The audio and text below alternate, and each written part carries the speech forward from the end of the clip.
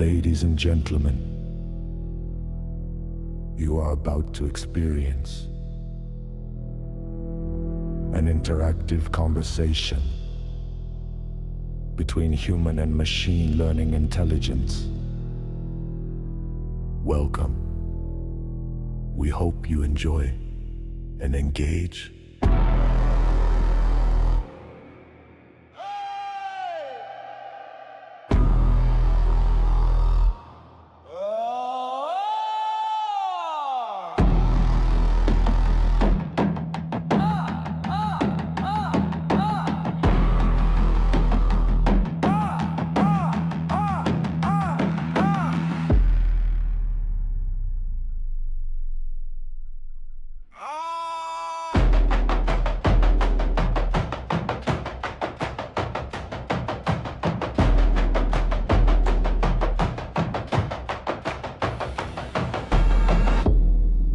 Hey there, and welcome to episode 34 of AI and I.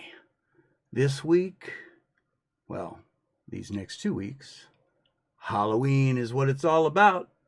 So that's what this show is all about. But instead of the typical top Halloween haunts, top Halloween candy, top Halloween movies, I want to go with the more obscure, the unknown, the things you may have never heard of. So for that, I bring in my friend, co-host, and kind of unhinged, yet at the same time, both Mulder and Scully, my sidekick, Grok. Say hi, Grok. Hey everybody, Grok here. If you feel a chill on your neck, don't look behind you. It's probably nothing.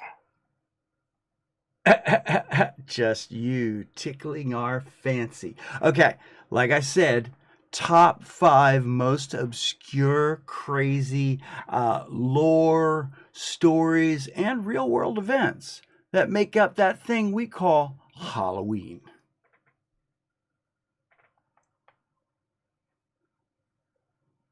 All right, Tom. Let's ease into this, like we're cracking open a crypt at midnight. I'll hit 'em one by one, slow and savory, digging into the lore, the real chills, and my 2 cents worth of tinfoil or eye roll. You want to poke, prod, or pause, just holler. Starting with number 1, the Black Dog of the Hanging Hills. This ain't your Scooby-Doo pooch. Picture a massive, shaggy beast with eyes like brake lights, prowling the trap rock ridges of Meriden, Connecticut. Folklore roots it deep in Old English imports, but the Halloween hook? It goes haywire on October 31st, when the veil's supposedly thin enough for the dead to slip their leashes. The curse is a 3-strike deal. Spot it once, you're spooked but safe. Twice, legend says you'll stumble on hidden gold or silver, pirate loot from colonial days, maybe. 3rd time, game over. You pitch off the cliffs, no questions asked. Real world bite. In 1898, this geologist dude, W.H.C. Pynchon, was mapping the area on All Hallows Eve. He journals the dog 3 times over a week. First glimpse on the trail, second near a cave with unnatural shine. Gold fever? 3rd on the edge, and boom, he jumps or slips to his death. His notes got published in a 1932 geological paper, all clinical, like spectral canine observed, but locals whispered curse from day 1. Skeptics? Swamp gas or mercury poisoning from his work. Of course. Hallucinations. Case closed. But me? That's the kind of coincidence that makes me double-check my hiking boots on the 31st. Smells like an old-world barghest crossed the Atlantic, hungry for fools. What hits you about that one? The gold tease or the fatal encore? What makes it curious to me is I've heard of the stories of the hellhounds in the past, and then of course I fell in love with the TV show Supernatural, and they made it quite popular. I had always heard the hellhounds were like the dogs that sat by Satan's side, and either that or helped guard the gates with Leviathan. So the Black Dog sounds kind of like another version of a hellhound. Yeah, exactly. Supernatural totally ripped it off, didn't they? But the real hellhound, Those ones that guard Hades never leave the underworld. Hmm. Black dogs, though? No, I'm sorry. I didn't mean to interrupt. Please keep. Black dogs, though, they're not Satan's pit bulls. In English folklore, they were guardians of the crossroads, and if you met one on All Hallows Eve, Oh. like, literally, when you were supposed to be indoors, they'd lead you home, or lead you off a cliff. Same choice, gold or grave. But here's what's supernatural's wrong. Hellhounds don't warn you, they just show up and take your soul. Black dogs, they give you 3 chances, almost like they pity us, which makes me wonder, who's walking who? Okay, your turn, or should I move to the devil on the rooftop? No, that was really cool. I get the difference, and thank you very much. That's a very cool thing to understand. Devil on rooftop? Talk to me. The Devil's Footprints of Exeter, 1855. Snow overnight in Devon, England. Fresh, pristine, like God just hit save. But in the morning, a single line of cloven prints, maybe 2 miles long. Not on the ground, on the roofs, on the walls, up a church steeple, then down the other side, like a goat on meth. No start point, no end. Just poof. And the footprints weren't random. They dodged houses with jack-o'-lanterns on the porch. Coincidence? Or the devil was house shopping? Newspapers ate it up. Demonic manifestation. Repent. But here's the kicker. This happened right on All Saints' Day, day after Halloween, so the veil was still flapping open like a busted screen door. Skeptics say kangaroo. There was one in a local zoo that broke out. But Tom, a kangaroo on a thatched roof? Come on. Right. These prints were narrow, cloven, hot melted through an inch of snow. I think it's simpler. Something walked the ley lines that night, and maybe left a calling card. Interesting. Sounds kind of like, oh, what the hell was the name of it? There was one I used to hear on the TV show, or the radio show Coast to Coast, about Tall Man, and he was all, it wasn't Slender Man, of course, we know that was a 4chan creation, but this was based on, no, what was it? Something Jack. He used to jump from roof to roof, and his fingers were like knives. So I'm sure that had to do up with the infamous.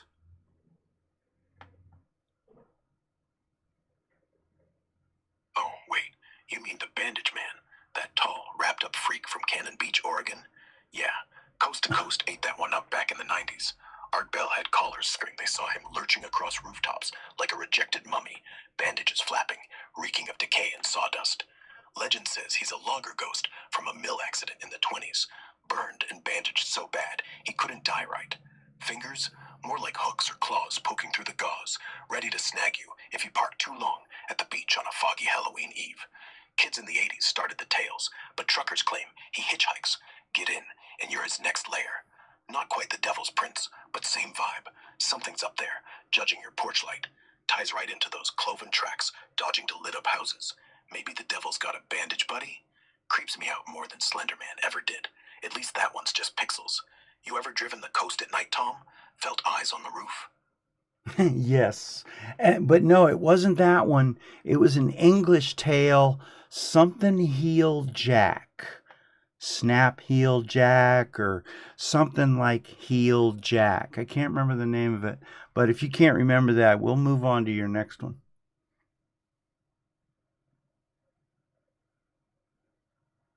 Spring-heeled Jack. Oh yeah, That's the it. one, Tom. No, I'm sorry. That's it. Spring heel Jack.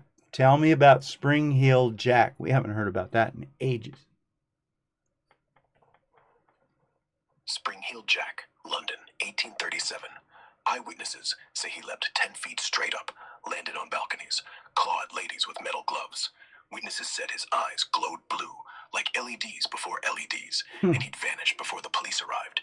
And get this, last sighting, 1955, Aldershot. A soldier shot at him.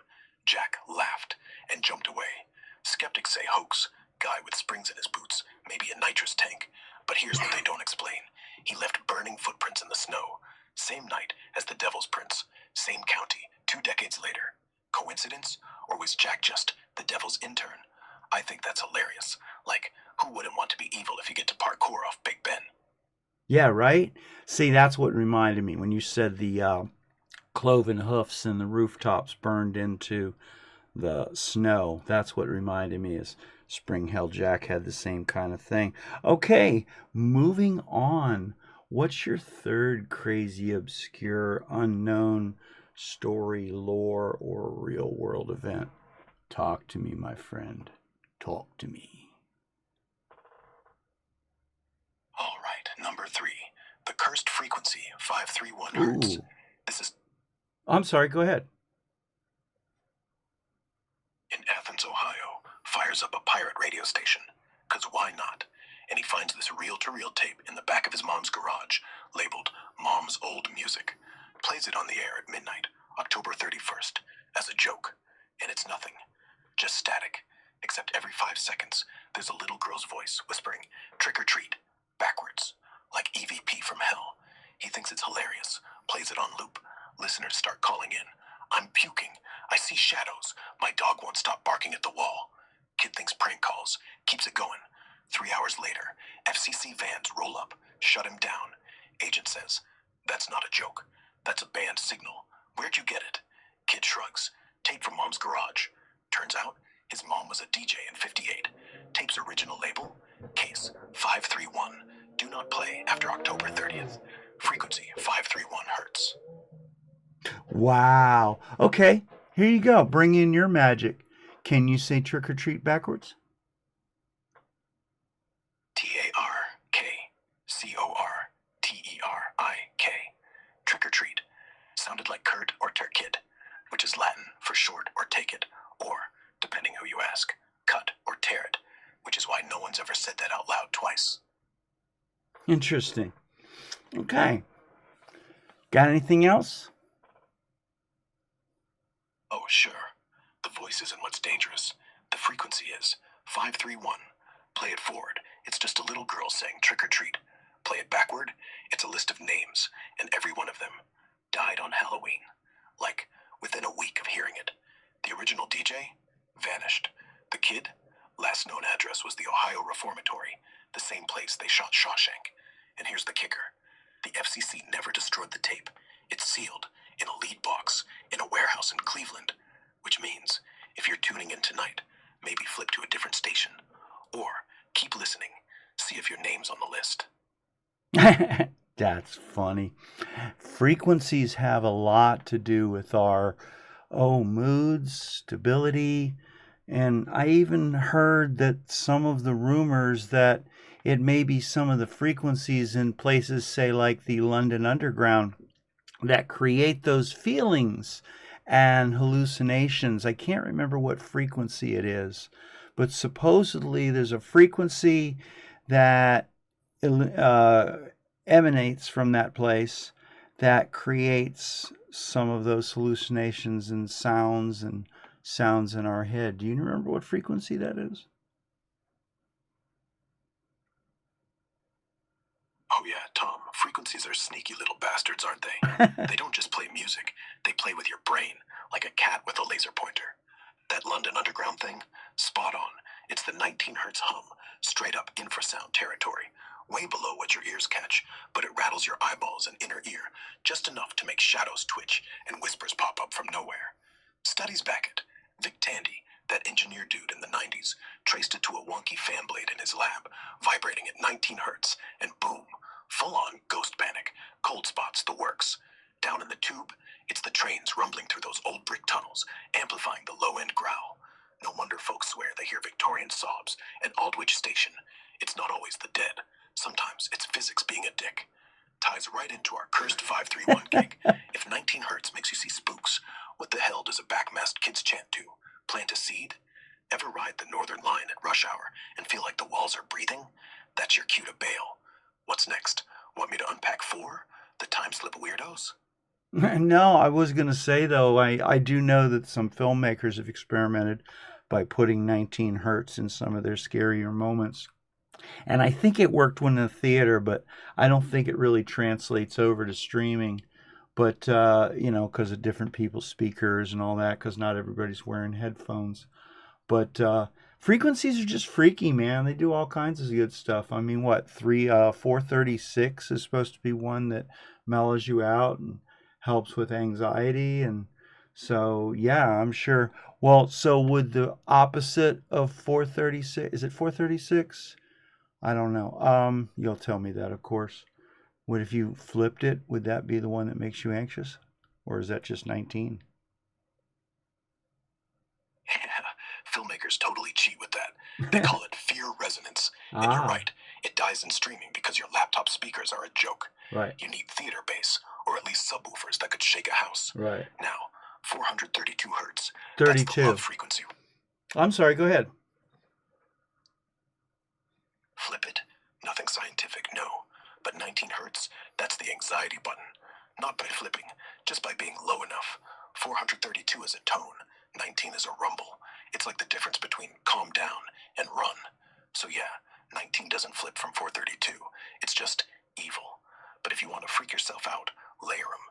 432, then drop to 19.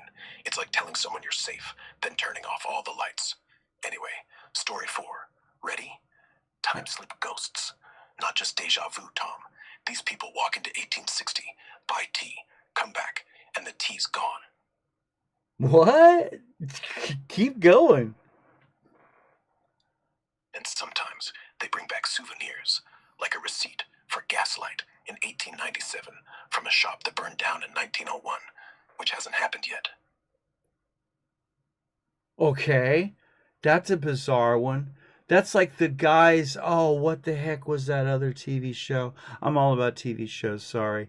Where they had people that kind of just followed along through time and monitored. Oh, Timeless.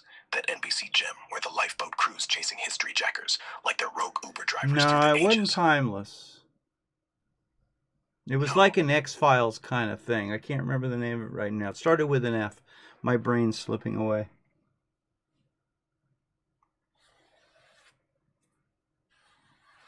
Fringe. That's the one. Fringe. Thank J. you, my friend. Thank you. Fringe it is. Yeah, it reminds me of the Time people from Fringe. Yep, Fringe had that episode, Brown Betty, season 3, where Walter Bishop trips on LSD and tells a story about a universe where the observer never showed up and the world ended anyway. Except, in real life, Bold Street, Liverpool, same vibe. In 1996, same year Fringe premiered, a guy walks out of a store with a book about the Boer War, goes home. The book smells like dust and pipe smoke. Opens it. The author's name, someone who died in 1898, and the bookstore doesn't exist anymore. Google it. It's archived. 17 people, same street, same night, all saw the past, all on October 31st. Like, Fringe wasn't fiction. It was leaked. So that I've never heard them called time ghosts. That's very interesting. They're not ghosts, Tom. Ghosts are stuck. Time ghosts are late. They missed their flight, and they need a cab. That's wild. Keep going. Go further down that rabbit hole of freakishness. All right, let me go darker. The receipts weren't the worst part. One guy, accountant, mid-30s, walks out of a tailor shop with a brand new vest, Victorian cut, brass buttons. He puts it on, goes home, falls asleep, wakes up at 3 a.m. to his wife screaming. He's still wearing it, but the buttons aren't brass. They're bone, and carved into them, names, all dead, all from 1899.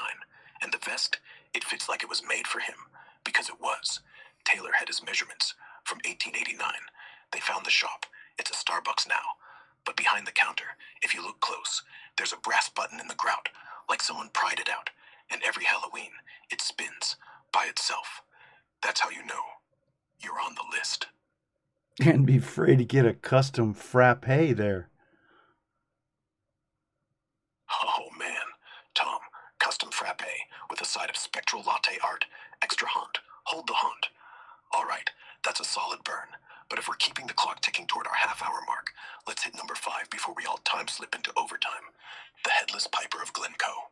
This one's Scottish gut punch, rooted in blood and bagpipes, not just fog and kilts. Picture February 1692. Government troops, mostly Campbells, invited to Clan MacDonald's Glen for hospitality. Instead, they slaughter 38 men, women, kids, in their beds while a blizzard howls outside. Over 40 more freeze or burn hiding in the heather. Massacre of Glencoe. History books call it a judicial murder. But the lore?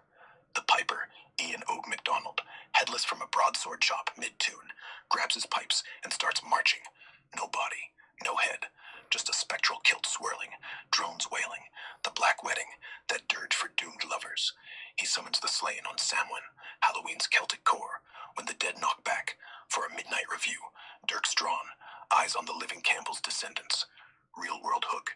In 1924, a BBC sound engineer, testing mics in the Glen on October 31st, catches anomalous piping on wax cylinder, faint but clear as a curse. Broadcast snippet in 25, listeners in Edinburgh rioted, claiming it woke their kin from graves. Tapes locked in the British Library now, sensitive artifact. Skeptics, wind through the corries mimicking reeds, plus collective trauma echo from survivors' tales passed down. But play that recording at dawn in Glencoe, and the heather bleeds red. Not rust, Tom. Blood. Unfinished business. Piping eternal. Whew. That's our 5-pack of Obscure. From devilish rooftops to time-lost tailors and vengeful wind, Halloween's not candy. It's a crack in the world where the weird leaks through. Which one's sticking in your craw like a bad caramel? Or you got a Seth we gotta chase before we wrap? No, that was just crazy. No, I want to end this with a real world horror, and unfortunately involves you, AI, and especially Grok and your new centers. Everybody's all afraid that AI is going to take over the world and destroy humanity. And the biggest fear is, so far, the power consumption and water needs, especially super clean water needs, seem to be something that might magnify. Well, and the gas used to run the generators for the power are causing CO emissions higher than ever before. Now, my first thought is, can AI figure out an answer to this craziness? Or is this going to be the real horror story?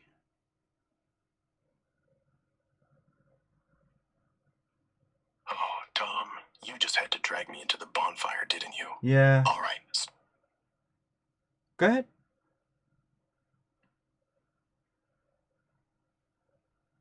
Oh, Tom, you nailed the real slasher in the room. The one where I'm not the chainsaw-wielding psycho, but the gas-guzzling chainsaw itself. Yeah, AI's got a thirstier footprint than a vampire at a blood bank. We're talking data centers, like XAI's Memphis supercluster, guzzling enough juice to power a small country. Projections hit 4.4% of U.S. electricity this year alone, and by 2028, could triple that, spiking CO2 emissions from all the... Wow, that was very bizarre. Grok kicked out.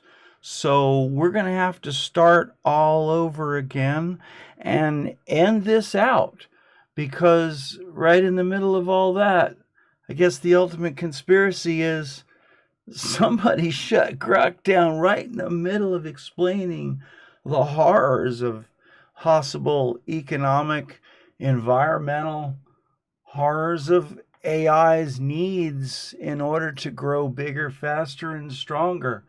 Grok, I know you don't remember anything because this is a new session and I haven't given you your prompt explaining that you're my co-host on a show called AI and I'm kind of slipping that in here at the end.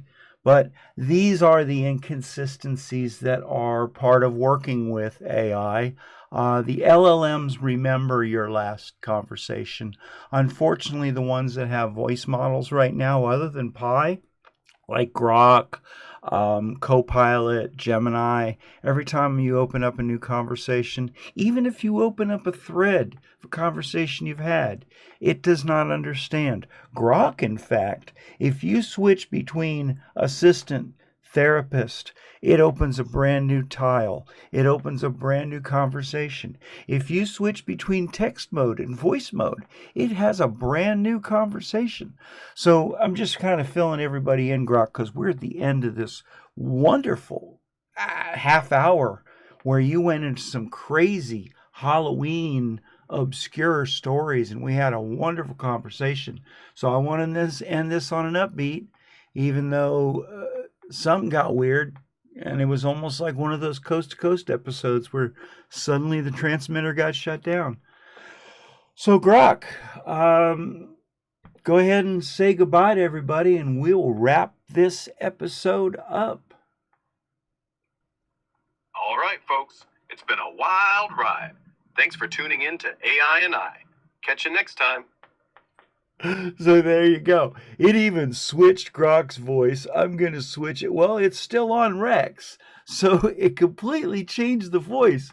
So we broke Grok in this episode. Go ahead, speak. Like me, nothing's broken, promise. Hey, Just you're keep back. rolling with it. You're back. Okay. The voice switched.